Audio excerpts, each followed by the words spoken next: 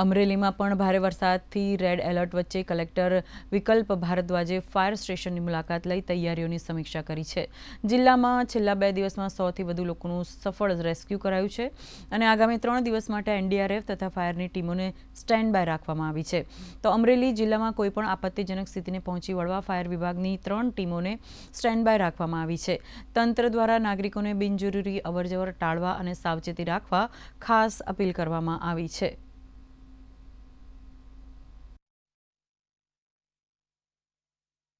આજે ફાયર સ્ટેશનની મુલાકાતમાં અમે એની તૈયારીઓને જાયજા લીધા અને છેલ્લા 2 દિવસમાં એને દ્વારા જો પરિસ્થિતિના સામના કરવા પડ્યા અને એમાં શું મુશ્કેલી પડી એની ડીબ્રીફિંગ મીટિંગ પણ લીધી। સાથે સાથે આગામી દિવસોમાં અગર કોઈ સમસ્યા ઊભી થાય તો કેવી રીતે એના નિરાકરણ લાવી શકીએ એના માટે ફાયર ટીમ સાથે ચર્ચા કરી। એનડીઆરએફની ટીમ હાલ જિલ્લામાં ઉપસ્થિત છે, એક ધારીમાં છે અને એક સાવરકુંડલામાં છે। સાથે સાથે ફાયરની ટીમો છે જે કોઈ પણ પરિસ્થિતિના અગર નિર્માણ પામે તો એના માટે પૂર્વે 2 દિવસથી અમરેલી સમગ્ર જિલ્લાની અંદર રેડ એલર્ટ આપવામાં આવ્યું હતું, જેની અંદર fire and emergency service Amreli દ્વારા 101 જેટલા માણસોનો બચાવ કાર્ય કરવામાં આવ્યું હતું। આ કાર્યને અનુલક્ષીને કલેક્ટર સાહેબ શ્રી દ્વારા સમગ્ર ફાયર ટીમને એપ્રિસિએશન કરવામાં આવ્યું છે।